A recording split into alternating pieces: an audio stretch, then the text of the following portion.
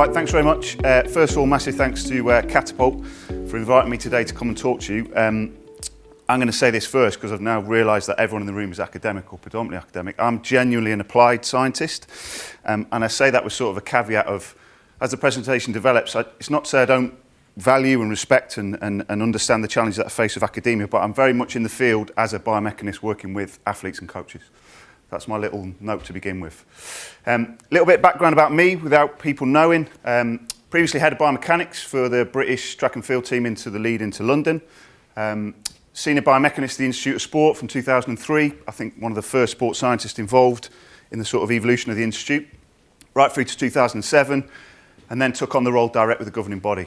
I now, for lots of reasons, run my own consultancy business. I still provide some consultancy to a number of GB athletes, but primarily I'm working with the Dutch track and field team. A little bit in Premier League football and work with golfers as well, working on putting biomechanics. So quite a diverse background of sports, but predominantly it is track and field. And this presentation today is going to be my sort of take on tracking, what I see as tracking in my sport, which is track and field. Really, tracking interests me for lots of reasons. Number one, it's my job. It's my job to be interested in tracking and biomechanical data. Number two, I want athletes to improve, like we all probably do in the room. I have a massive desire to understand why certain athletes get injured when they're in the same program. Same program, different athletes get hurt. And hopefully through this presentation, I'll show you a case study of trying to use some science that underpins hopefully why athletes get hurt, and then also how we prevent that happening. And then for me, this is the big one, number four, is to increase the probability of the best athletes being available at the right time to win medals. And I think my job is about that.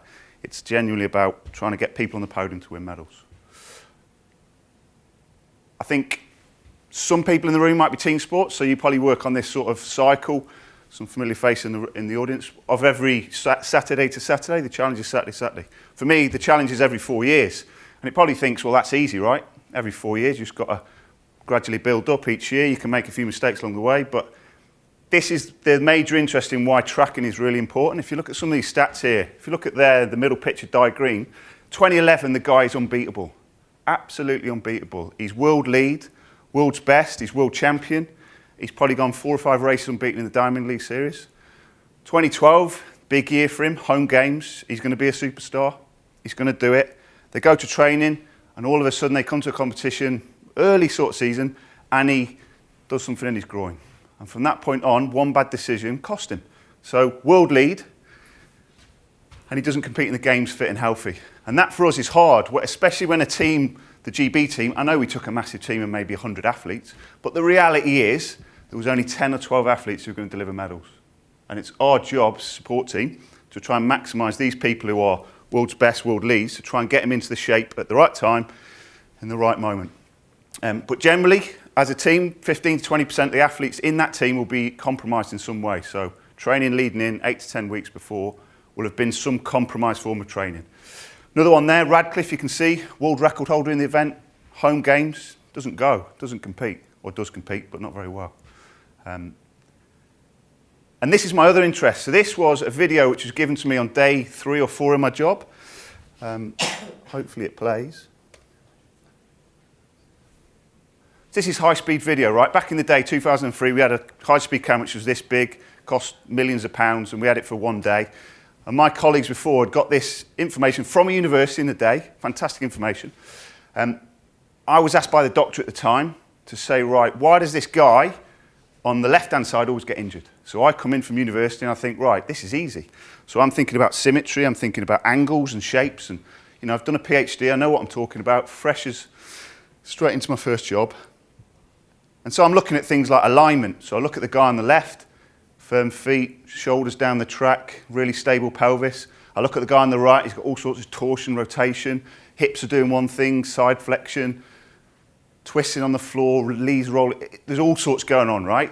And this kind of at 2003 blew my mind, because I would say, guy on the left, right, no problems, not going to be injured, injury-free. Obeys everything that I think is important in terms of running. Straight lines, goes down the track as a sprinter. Stable at the pelvis, all these stuff. Guy on the right, absolute car crash, looks a disaster from the rear. But actually, The guy on the right is the one that stayed injury-free, and the guy on the left is fragile as anything. Probably over a 5-year period, I think probably had two fit, healthy races over 5 years. And the guy on the left was probably one of the potential guys who could have won a medal in London. So that's my dilemma, right? So I'm going to be really honest. I'm going to come back to this at the end to show how science, how research, how innovation, tracking technologies help me make better decisions. It's what I do. I think it's sometimes quite easy to glorify what you do, but this is what I do on a day-to-day basis. Very simple, because that's the way I work, my brain works. It's to provide coaches and athletes or practitioners with objective biomechanical data, which is critical to that event. It's not the nice to knows, personal areas of interest, the things you love. It's the things that absolutely matter. And what I do is I just measure them, right? Sounds simple. I think the questions you ask yourself, and in the research arena, there's lots of questions that are coming out, and I think it's great that we have this interaction between research and applied world. And I think some sports are doing it better than others, and I think the examples of rugby league with Ben, I think he's moved out of the room now, I think they're doing a fantastic job. I think in track and field, we're not as good. What we assume is that we have the fastest athletes who jump the furthest and jump the highest and throw the furthest, so we know everything, right? We don't need to talk to team sports, we don't need to talk to scientists, we don't need to talk to academia. That's a load of rubbish, absolute load of rubbish. I've learnt more since I've left my sort of safety net of working within the institute and also working with the federation directly as a consultant with different sports. So privileged to work with Premier League club, European Tour players with golf. And ultimately that is what it's about, right? That's the crucial bit. It's trying to use, whether you call it tracking, biomechanical analysis, data, whatever it is, it's trying to have better, more informed conversations. So that there is Tony Minicello, that there's Jessica Ennis-Hill, and this was a meet in 2012 before the Olympic Games, Shape of Her Life, and I've just told Tony that she's 3 metres from the board, or 3 metres out from the board, and she's really short of the board, and now he's got to go and tell her he's short from the board. Now she wouldn't believe him. So these type of conversations are crucial. So you can have all this information on my laptop, but unless you can get it into that environment, then it's pointless, in my world. I'm not saying it's always pointless, but in my world it is. So it's trying to make sure we have more informed conversations. In athletics, I ask myself these series of questions, and this could apply to anything, right? This is not just me in track and field, this could apply. You collect data, numerous sources, and I'll show you some of the examples that we collect it from. It is about informing the coaching process, whether it's immediately or post-event, and the detailed changes. Does it actually affect performance? Quite a tough question, and sometimes you like to think as a scientist, certainly I spend hours and hours and hours crunching numbers, and I think it has an effect on performance, and I think I'm probably better at it now than I was in 2003, 2004, even though I probably produced bigger research, bigger papers, bigger this, bigger that, but now I think I actually know what performance is about and I'm able to influence a little bit more directly. Number 4 is really important for me. Do the people that need to know actually understand what you're talking about? So inherently in track and field, this is being recorded, but anyway, the doctor is the main man. The doctor is the number 1 person who sits above everyone, sits at the top of the table, top of the pecking order, and will dictate what goes on in that support team. Now, sometimes that doesn't work, right? Because the doctor knows about doctor things and not necessarily about biomechanical things, but they think they might do. So it's trying to make sure that people understand appropriate levels of information that allow them to make better decisions. I think at the very worst, right, it should start a conversation. And if that's all it does, then you've done well, because sometimes that's even harder. Right, track and field, every event I work with, I use this sort of schematic that I try and get my head around. So working with a new event, start doing a little bit more stuff with the golfers, use this sheet. So I'm looking at performance, and we're trying inevitably to get this balance or sweet spot with the athlete. So every event group, right, has a component of speed. So if you think about a sprinter, you've got to be fast, right? We all talk about this generic strength. I don't know if there's any strength and conditioning people in the room. I think there is, one at the bottom, strength. But components of strength, what does strength actually mean? Depends on the event group. And then this is an area which I kind of focus on, is technique. And what I used to do is think, well, technique was the most important thing. So if I'm working with a sprinter, I want them to hit really perfect positions, textbook positions. What I've learned over time is, based on the individual, that doesn't work. We had people hitting pretty pitches, looking great on my computer, but running slow, not getting hurt, not getting injured, not running fast. So it's a balanced individual, so I try and work out, that's what I keep working back to for my reference points. It is an applied world, it's a balancing act between informing that coaching decision with the athlete immediately, with sensible, valid, reliable, accurate information, and then also post-session analysis, which is more detailed, might take more time, centre of mass profiles, and so forth. But I think both are relevant, but context is always the king. Understand what you're trying to do. Understand that question that you're trying to answer. Technology now, I mean, it's unbelievable. When I first started, like I say, this high-speed camera was probably big as this table. Absolutely massive, and it'd take probably 3 hours to boot up, and it'd capture for maybe 1.1 second, and it'd take 3 hours to compress it. Nowadays, you know, your iPhones, and it's a gift and a curse in my world, right? Because we've now got coaches who are sitting at tracks filming people, and everyone can film, right? Everyone can film a race, everyone can analyse it, everyone can digitise off a panning video. I say that in tongue and cheek. But there is technology out there, and you can see some of the components, different systems, but I use what I call a core list of equipment. And I'm not a salesman. I'm certainly not a salesman for Catapult. I'm not a salesman for Optimum or Quintic or any other company. I just have been around long enough now to know things that work, and I understand why they work. I understand the scientific rigour behind them, and I use them consistently day to day. I think if I look back when I first started, I think I could measure lots and lots of things, lots of stuff. It's easy. Measuring is easy, right? Everyone can measure. Stopwatch is probably the crudest way of measuring time. But making it meaningful is really difficult. And making it meaningful, that coach and that athlete at that time is really tough. So measurable and meaningful, very different things. I think my passion in track and field is I've probably sat in more meetings, review meetings, athlete reviews, program reviews, different head coaches. And then we had this big thing called London 2012 Olympic Games when the pressure was really on to deliver. And we always get this list of things, and you've probably heard it from your sports, right? I'm in the shape of my life, they've got massive potential, coach doesn't listen, athlete doesn't listen, coach doesn't know what he's talking about. PBs in gym, never seen them do so much stuff in training, they're brilliant, blah, blah, blah, it goes on and on and on. But still we get to the end of the year when they perform and they run like donkeys. They either run slow, they don't throw very far, or they don't jump very far. And all these excuses keep coming out. I guess as a scientist, I want to make sure that we understand why. The crucial things of understanding why. But we understand sooner. So let's not wait till August when you're in the World Champs and 65,000 people are watching you and you don't perform. Let's understand in November, December, January. Let's be consistent about what we do. And there's no surprises, right? You can have sensible conversations that in November. So I would say 80% of these reasons, we knew in November they weren't going to perform. But we probably weren't confident enough, or ability to challenge the coach maybe wasn't appropriate, but we kind of knew. If I look back retrospectively, we knew. We had the information to make these decisions. We knew back then.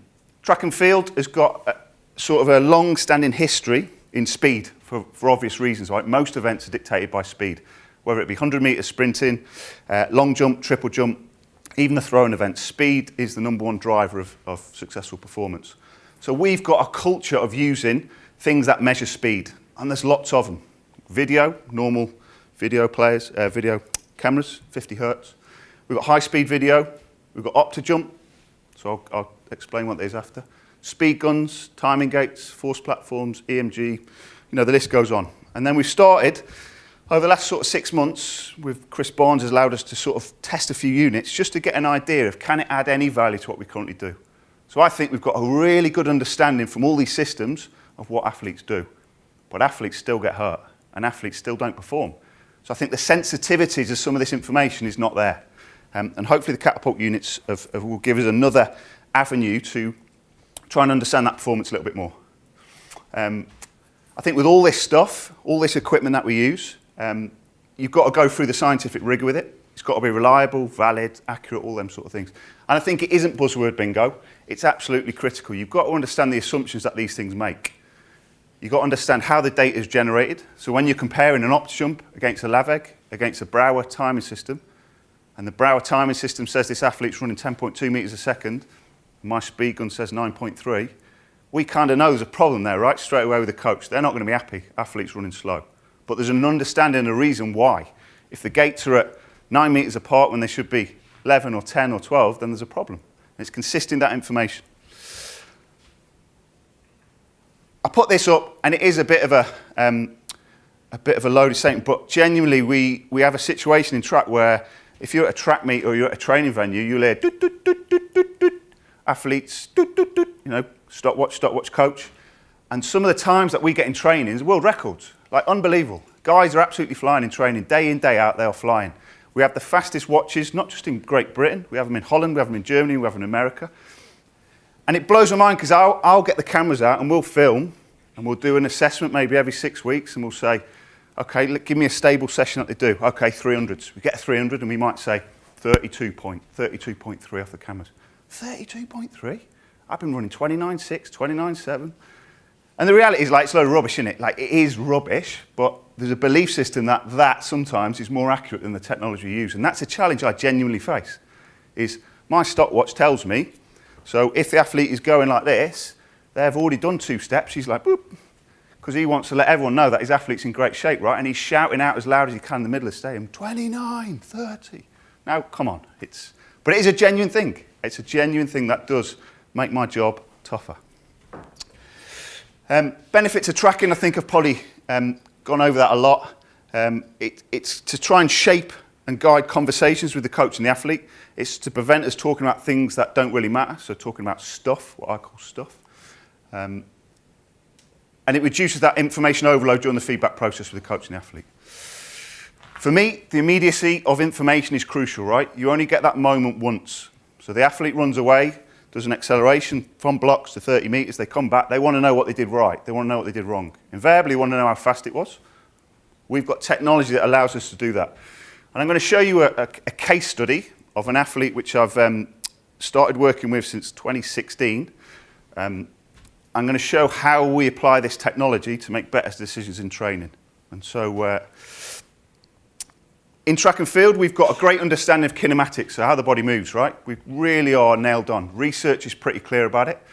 Lots of guys in America, Ralph Mann, JB Morin, have done some amazing stuff in this area. And what we're starting to now is, it's not just about kinematics, it's not just about shapes. Some of these guys who are running stupidly quick times are doing things differently. So the only way they can be doing differently is what they do on the floor. So we've got to be able to measure that. So everyone goes, okay, it's easy. It kind of isn't, right? Because if you want to get a decent run of an athlete, you've got 50, ideally 50 Kistler force plates. Well, depending on who you buy them off, it might be 15 to 18 to 19 grand. So you're probably talking about £750,000 in equipment. Now, I know my performance director in Holland would absolutely, well, he'd walk out the room if I said I need 750 grand to put in the track of, 50 force plates. But it kind of needs that information. We need this. As a program, we need to have this next level. For lots of reasons, it's not practical in Holland due to the resource cost implications. But there is some other clever things that people are doing in research, which has really, really made a massive difference in some of the work that I do now. So the laser, I'm just going to go a quickly overview of what the technology is. So this is a laser speed gun, 100 hertz, linear in direction. You basically sit behind the person. It's the same technology as a car speed gun. You track the person, they run away from you, 100 samples a second. And what it lets you to do, so this is the different examples. We can do it on the long jump runway. Athlete runs towards us on a run up. We can get some information on critical things, so we can tell you how fast you are. So using the board as 1 metre, 6 metres back and then 11, 2 5-metre periods. We can say 11 to 6, 6 to 1, and an average speed across that 10-metre period. We can then look at maximum speed and distance from the board. And you might go, well, so what? And a lot of coaches work with go, so what? It gives you information of how they're structuring a runway. So everyone probably belief system would be, tank down the runway as fast as you can, put your foot down, and the fastest person wins. And to a certain degree, there's a really strong relationship, right, between speed, approach speed, and official distance. But actually, when you get to the top end, that relationship is not as strong. So there's other components. It's not just about speed. It's about your ability to utilise that speed, to be able to do the technical work, to be able to control strength-wise the strength qualities that you need on the board. What it does do, it quickly gives you an information and a guidance of whether this person is able to control the speed. So anyone who sits above this black balanced line, is said to be strength dominates. They're getting really more out of that approach speed than they should. Anyone who sits below basically can't control that speed. So these would shape two different conversations. So if I was working with Jasmine Sawyers, who sits at the top, strength dominant athlete, able to get a little bit more out of that approach speed than, say, someone at the bottom, Dominique Blaze. So the conversations with the two coaches would be guided and shaped slightly differently. But common sense and common practice genuinely, in my world, don't tend to happen often enough. This is the speed gun that I was talking about, and these are genuine examples, right? These are genuine things that go on. So the universally accepted way of analysing the data with a speed gun is it's a zero at the bottom, athlete runs away and you get a speed trace. You can see peak speed, how long they get there. It's an instantaneous velocity curve. Now it requires some form of filtering. Now filtering for me is a bane in my life because certain people use different filters for different things and certain people can manipulate filtering to make their athletes book better or worse. But genuinely, it's accepted in my world, track and field, across different countries, organisations, that a 51-point moving average is best, right? So I think that's normal, leap of faith, or I don't make any assumptions there, that's what I think is the standard. I moved to Holland, and I go there, and I'm talking to an athlete, and I'm thinking, why are they looking at this speed curve like they look really slow? So then I realised that actually, these guys are using an 11-point moving average. It's the same run, but the difference is if you look on this one, just over 10.1, 10.2 metres a second, peak speed occurring maybe 40, 45 metres down the track. But you see the data gets noisy now, but genuinely we're reporting the difference between 14.26 and 10.37. This is genuine, right? It's not me making it up, this is real. This is real information. So when you've got an understanding of the event, you know that like Usain Bolt, when he broke the world record, ran 12:35. So the likelihood of a 790 long jumper running down a runway at 14.26 is pretty slim, pretty ridiculous. Same information, same profile, what the world record was done. This is Usain Bolt from Berlin in 2009, world champs. And this is what the guys reported, and this is what I use a lot of my data on, is trying to work out. So it tells you where the maximum speed was and the distance down the track. It tells you where you achieve the peak speed. And then you can combine it with information like step length, step frequency, and you can start to get a profile of how someone like Bolt runs fast. Skip. So that's the LAVEG. This is OptiJump. So is anyone familiar with the OptiJump system? Is anyone, yeah? A couple of people.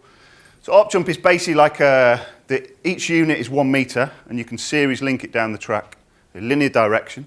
It's got 100 beams going across per 1 metre, and it allows you to get information on ground time, time in the air, step length, step frequency, and velocity. And it's instantaneous. The athlete starts at the bottom, and they'll run away, and straight away when they come back, we can tell them how long they spent on the floor, what distance it was, how much time in the air. So real-time information, crucial for us.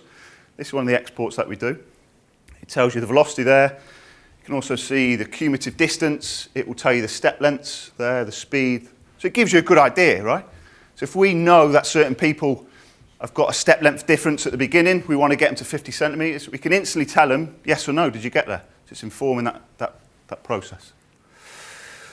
Combine that then, okay, you've got the OptiJump data, that tells you distance-wise and gives you information on time on the floor, distance, speed.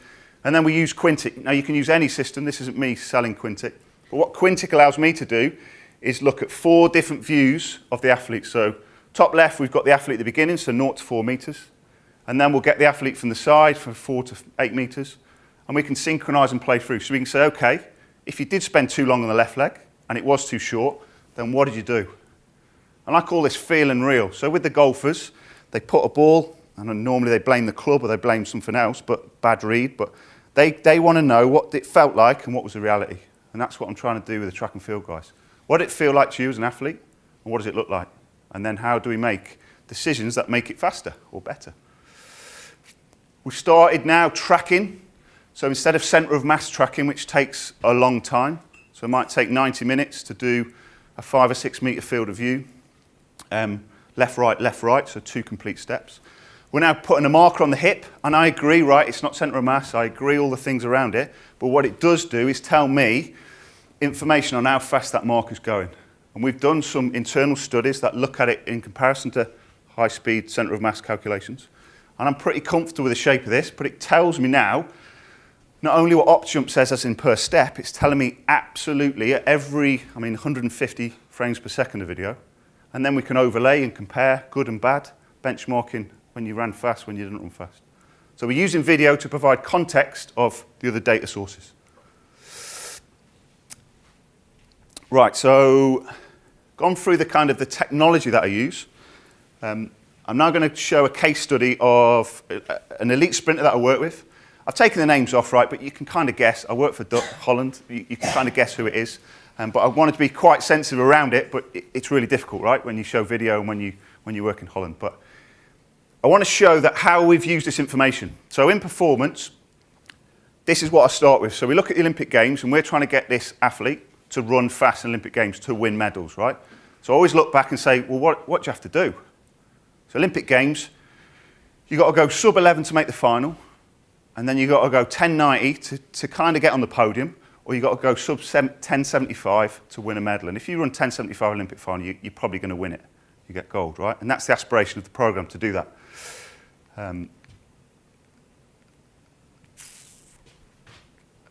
World champs, very similar.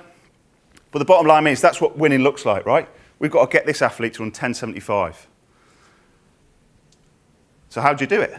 Well, we start off in competition in the performance arena, and due to many restrictions, we haven't got the luxury of using units on the back of people's shoulder blades or any other type of technology. We are just standing in the stands filming with a high-speed camera. So 2 colleagues, one stands at 30 metres, one stands at 60, and we film the entire race. And what we're trying to do there is get a race profile, a race model. So what we're able to get is a time to 30 metres and a time to 60, pretty good. We can then get the interval times, so 0 to 30, 30 to 60, 60 to 100. We can then start counting frames of how many steps they take, step length, step frequency, of how they generate that velocity. And all this information, then we sit down and we're trying to shape that conversation with the coach that says, right, if we're trying to get this athlete here who ran 11.08, 10.98, 10.96, how can we get them to run 10.75? Because we know you've got to do that in the Olympic final to win it, and we want to win it. We also know when we reference back to data that we've gathered in-house, but also some of the research that's produced from Osaka World Champs and Berlin World Championships, Daegu, and some Olympic Games. And I know Leeds Beckett did some stuff in the World Champs in 2017, which is looking forward to see. We know what the best in the world are doing. So we know elite women, they're getting there, the best are getting there at 4:10. We know 30 to 60, they're 2:85 upright running. We also know that 60 to 100, they're about 3.8. And if you add all them up, it's 10.75. So if we now go back to my profile of my athlete, so they're running 11 seconds, let's say, 4:24, 4:25, 4:19. Okay, not close, nowhere near. But if you actually look 30 to 60, 2:85 is their best one. And then you look at 60 to 100, 3:86, we're not far away. So basically what this tells me is upright running, they're in the game, right? They're in the mix. So relatively, this athlete is good from 30 onwards. But unfortunately, you don't win any medals from 30 onwards, right? You've got to be in the race at 30 metres. So we need to work on making this athlete better to 30 metres. Now, common sense, right? You say that makes a lot of sense. You've shown the data, it's no problems. This athlete loses between 0.15 and 0.2 to 30 metres on the best in the world. That's a tough one to take. But relatively, probably the fastest in the field. Certainly London was one of the fastest in the field. I think it was only the winner, actually, Elaine, who was quicker. So how do we do it? Combination of the key bits of technology that I've spoken about. So we use optimum, we use LAVEG, we use high-speed cameras. And we try and provide a sort of a system where we look at what's happening, what's optimal, what's not optimal, what's good, we'll keep it making it happening, and then the stuff that isn't, we try and stop. And we try and use the technology to make better decisions in training. So this is said athlete, who remains nameless, doing a block start. So we're working on it. We've got op jump down 30 metres. We've got a laser gun from the back, which is giving us speed. We've got video, panning, and fixed. So we're now able to say, actually, what are you doing on the floor? So we can tell the amount of time they're on the floor. And you could all probably look and say, well, I think this happens, or that happens, or this happens, or Technically, there's lots of things you might be able to pick up. And we're just repeating this in training, right? We're just repeating it day in, day out. We're trying to get better at the ability to accelerate to 0 to 30 metres. And actually, as we get through this process, it's actually 0 to 10. And when you go back, it's 0 to 3. So the whole race, the race profile tells me, that's great, but we've got to bet this athlete better to 3 metres. An athlete who runs 100 and 200 does not want to be considering about running to 3 metres, but that's going to be the difference. If you look at a race, overhead camera, most Olympic finals, 3 metres, that race is dictated pretty much within lots of reasons. If you had an overhead camera, the race is done and dusted at 3 metres. Probably don't believe me, but... same athlete now, looking at upright running. So the same process. Opti-jump, leg from the rear, fixed cameras from the side. I apologise about the sign in the background. That is not my decision, but the medal factory. So this is the laser. The laser tells us this, right? So the laser gives us instant information that looks at 10 metre splits. It gives us a flying 30. It tells you 0 to 30, fastest 10 metre interval, average, maximum speed. And this is in training. This is instant. Athlete runs away, comes back, there it is, right. So we're trying to get you better. In this session, I think it was an upright running session.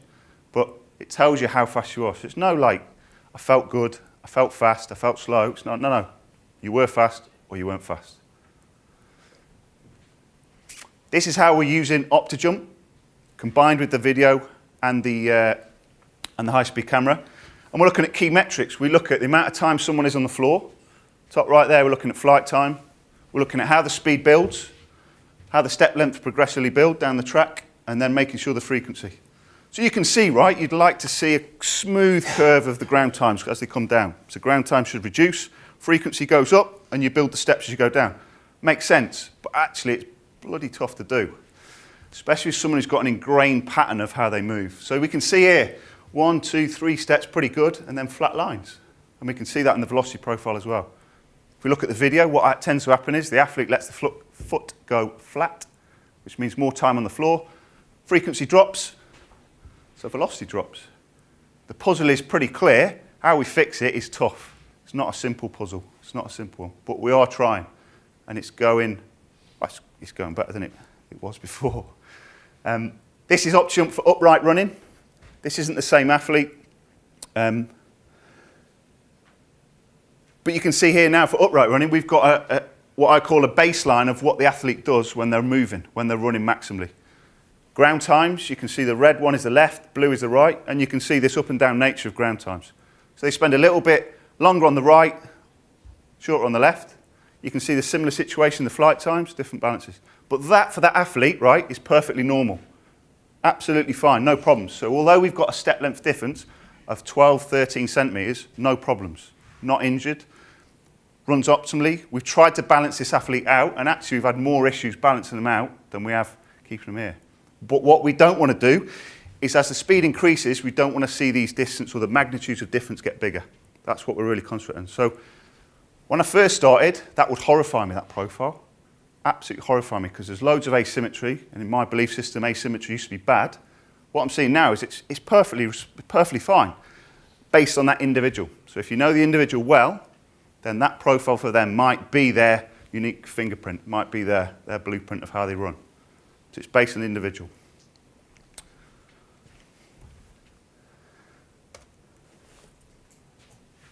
I'm going to put this video up right, because it took me maybe 95 minutes to do, so it's for the boring ones in the room, it's biomechanics, centre of mass profiles. If you don't get the answers you want from your standard sort of Opti-jump, LAVEG, and high-speed video, then we go in a bit more detail, right? And we try and look at what the centre of mass does. Now, for me to do this, I've got to be pretty confident that I've not got the answers from the other technology, because the other technology is immediate, and I understand there's some leaps of faith in that data and assumptions, but that is worst case scenario. I do not want to be spending time doing that. When I first started, I loved doing that. I'd do that all day long. But now, it's got to be a real, and for this athlete, that is a genuine need for us to do. We need to understand where in that gait cycle are they losing the ability to hit the floor hard. And that's what we're trying to do, right? Is hit the floor hard as you can. So we wanted to look at speed of limbs, how fast the leg hits the floor. So the different information from tracking gives you centre of mass profile. It just increases the complexity of that information you've got. I used to think that was great because then you've got more information, but it actually makes the decision-making process tougher. The more you've got, the harder it is. And that's why when I first got Catapult and downloaded the unit in and looked at it, I couldn't believe the data streams that came from that unit. It was incredible, absolutely incredible. Now, to team sport people, research guys probably, it's normal. For me, it's not normal. Not normal to get that immediacy of information from a unit, which you just put in the back of your shoulder blades. So we then compare things. So for this athlete, we were looking at the speed of the upper leg and how quickly that came to the floor. And we've got benchmarks of what we think are good, average, and poor, and we reference our athletes against them, what they do on the ground, what they do on touchdown, what they do in recovery. And we build the complexity of trying to tell the story. So kinematics is one part of the puzzle, but clearly you can look in great positions, but it's actually what you do on the deck. It's what you do on the floor. So kinetics is the problem, and kinetics is what we're trying to do. And as a discipline, biomechanics working with elite athletes, I think this is a big area, massive area. Now, it has huge methodological challenges, and most of it comes down to cost, because unless you're in Japan when you've got 50 force plates back-to-back, or Qatar where your budget's unlimited, it's very difficult to do, and it's notoriously challenging practically. And these are the reasons why. Like, this is Waynard stuff. I'm not going to go into too much detail, but basically, if you want to increase speed, you've got to hit the ground harder. Everyone understands that. 1 metre per second, you've got to put down a tenth more body weight in the vertical direction. Elite guys between 2.2 and 2.5. And when I talk about my athlete trying to get to 1075, I don't know. I don't know. So how can I sit down with a coach and say this training works, or how can we make this athlete better? Now, the profile op jump-wise looks good. Step lengths of 235, step frequency of 4.7, peak speeds of 10.6, 10.7, but still can't get the athlete to 30 metres. So there's another level of information which we've not explored. And if there's people in the room who know a better way, right, then grab me afterwards, because this is genuinely a big area for us to do. The reason it's important is a competitive sprinter, again, Waynard stuff, it's the shape of that curve that we're trying to look at. The shape's the most important thing. So obviously you've got impulse, time, but it's the shape of the curve, the steepness, the suddenness as you go on. And actually when you go through it, it's that bit that's the most important bit, the first 50% of ground contact. So when we're working with these athletes, we've got to make sure we optimise that bit, right? But we've got to measure it, and we've got to be confident what we're measuring is measuring the right things. So first half of ground contact, as speed increases, is the most important thing. Second half actually doesn't distinguish between, well, I want to say me, but it does. So what question is, we've gone through all the tracking data. It would be great to have this information in real time. It would be great to have it from a kinetic point of view. And then you start reading the research. This is where I think research is ahead of its time, right? This is great. These guys, Ken Clark and Waynard, have been doing some great stuff. And they've been using kinematic data, which I generate anyway from my automatic tracking. And they've been using it to get a representation of individual ground contact waveforms, right? And this is great. This is where really the science in the research is meeting the applied world, because this now tells me the shape of the curve, left and right. I'm not going to present the data of what the athlete is, but actually we can now see that the suddenness on one side is not as sudden as the other side. Now you probably we probably knew that, right? And we probably could have guessed that, but actually we now have data that says how much it is, the difference in shape of the curve. And we're now trying to affect that shape of the curve on that one side to apply more force in a similar ground time. So this research for me was massive, absolutely brilliant. I think these guys here, Nagahara is blessed. I think they're out in Japan. They've got 50-metre Kistler plates back-to-back, and they're now running like kids through it. They're running whole acceleration profiles, max V. And some of the data is starting to come out now, and it's brilliant. Like, this is great stuff. I wish I could do it. We're actually trying to get our athletes out there to run them through, because I think this is a game changer. This really is a game changer, because the sort of holy grail of a question I get is how can we beat Usain Bolt's obviously gone now, but how do we beat Usain Bolt? Or how do we beat Elaine Thompson, the Olympic champ? And the only way you can do it in sprinting is to apply more force on the ground. It's the only way you can do it, but not at the expense of spending longer on the ground. Because you spend longer on the ground, your frequency goes down. So your length goes up, but your frequency goes down. So your velocity goes down. So it's a bit of a balancing act, but stuff like this, for me, is game-changing. And I wish I could do it with my guys, but it's informing my practice. It's making a big difference. Now, in terms of wearables, our sport, I would say, an endurance side of things is yes, they're using wearables, like they're using the Garmin watch, I call that a wearable. They use heart rate monitors. Certain sprinting wouldn't be using any of that type of technology. But we have the same questions. We have a volume issue, we have an intensity issue, and we're balancing the two. And some coaches get it better than others, and some programs do better than others. But if I look back at the program in Britain, so over a 6-7 year period, this would be every medical guy in our department, January and February, would be just sitting, thinking, praying, please do not get injuries. Our hamstrings would just spike. And it's times in the period where we go away. We go South Africa, guys have had Christmas off, maybe done a bit of training, and then they go eyeballs out, eye wide open, January, February, bang, hamstring goes, season's done. Or we go to America, April, May, exactly the same thing. So there's an inappropriate volume intensity. And it causes real issues, right? Because we've got actually a depth of program is pretty good, but not when the guys are hurt, and especially at key moments of the year, they get hurt then. It's really difficult. So it's the same old balance. How much volume, how intense, and how efficient are you at doing it? That's why it brings me to this. And again, it's great that this, I guess you think that track and field has got it nailed and they'd be using these units day in, day out. My experience is they're not. And I think there's lots of reasons for that, but we have tried, and we're trying with the Dutch team to use these to inform. And it's been an absolute eye-opener, it really has. And I'm not just saying that because I'm presenting at a Catapult workshop, but it has made a real difference. Now the locomotive stuff, I think we kind of all understand. So from an endurance point of view, heart rates and distances and speeds, they're kind of all accepted. But in the area of load and how load has an effect of the program, it's not understood. We think we do. We make lots of leaps of faith on it. We document distance covered, we document speeds run, heart rate zones, all that, but we still get athletes who get injured, and stress reactions, stress responses, impact-related injuries kill the program. So if you've only got 12 people on your program who can win, and 30% of them are gone, your program's a little bit smaller, and you're putting your eggs in one basket. It makes it very difficult. Drills, you've all seen these. This is the bane of my life, these drills. Historically, they're embedded in every single track and field program, right? And if you see it, I call it magpie coaching. Our coaches watch an athlete in warm-up do it, and they're doing some variation of this, whatever it is. But there's probably 3 or 4 main drills, and outside of that, they're just variations on a theme. And some of them are absolutely stupid, and some of them are actually quite clever. But without the context of what they're actually doing, you shouldn't just go and steal it. You shouldn't magpie coach. Terrible. But I don't have any information to say to the coach why it's bad, other than I think it looks bloody stupid. But that's not good enough, right? You need some objective data. What we're seeing is, and research-wise, right, I know this is not going to be the greatest research study we've ever done, but it's a limited sample size. What we tried to do is get the same drill in the same group with the same instruction, and we've elicited what I've seen is massive variations in load compared to the person who's doing it. So if we say high knee drill, typically for athletes, high knee drill will be incorporated into a warm-up. We've got some data now that's starting to look at the load values that are going on in these activities, which we perceive to be in track and field low level, low volume, low load activities. We use them in the recovery days, you know, coordination, movement patterns, ingraining good mechanics. I've heard it all, but invariably they're embedded in the program, right?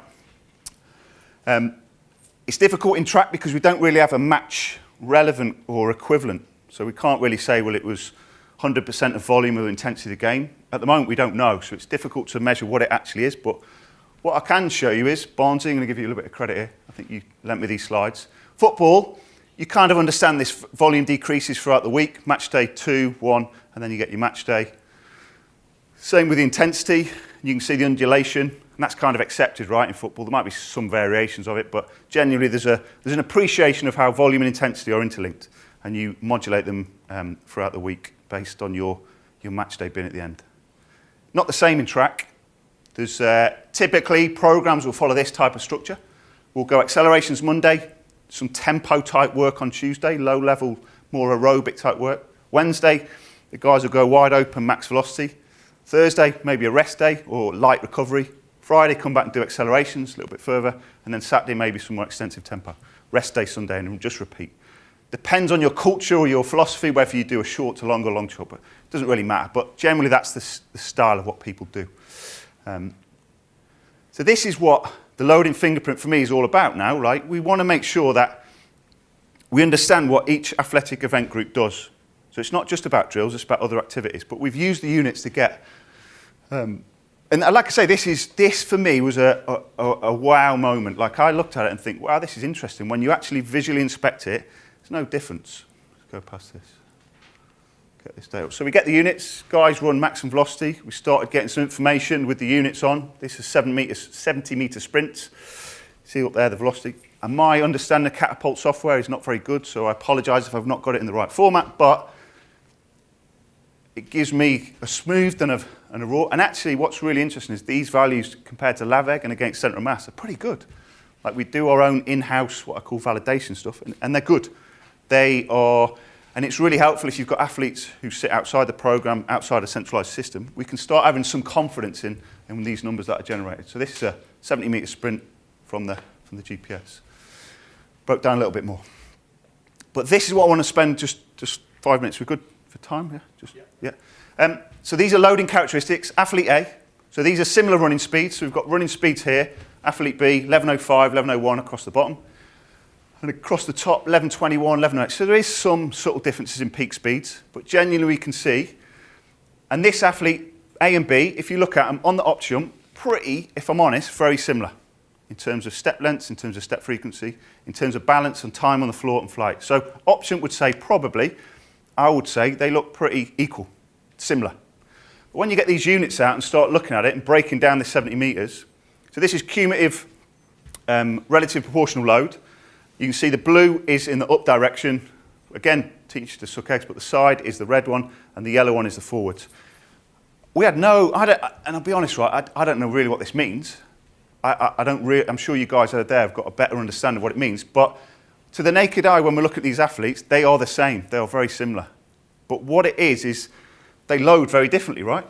Very similar speeds, but they're loading very differently. And again, you may go, well, so what?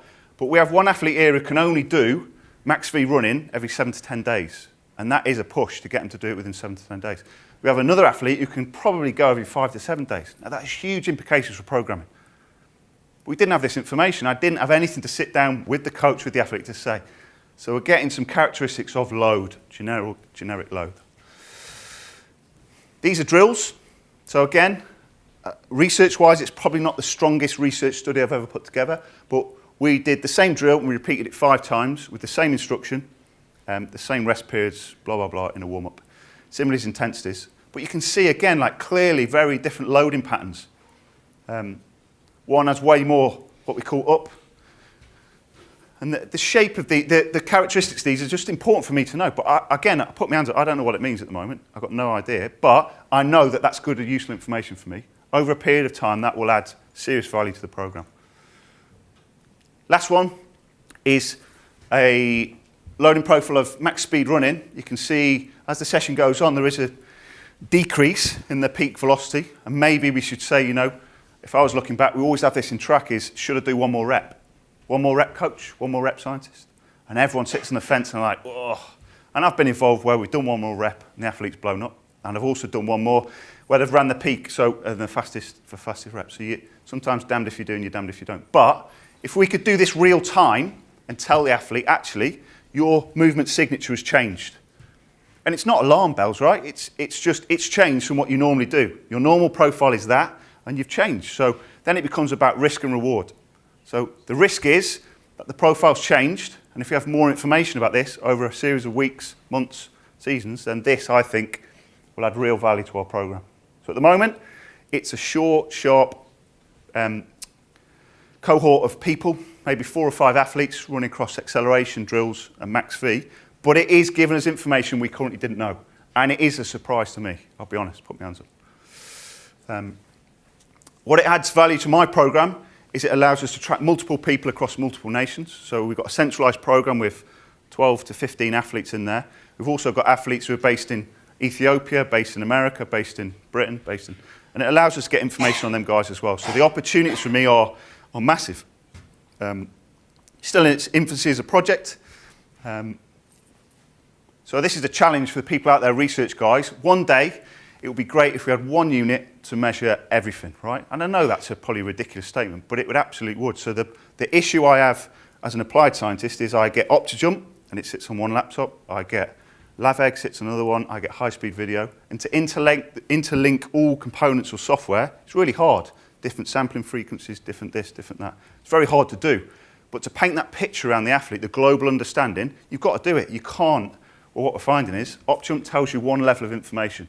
But below that, you've got to know about force, about positions, so it's trying to paint that picture. And hopefully, I think catapult units will have a massive effect, especially the IMUs will have a big effect on what we do.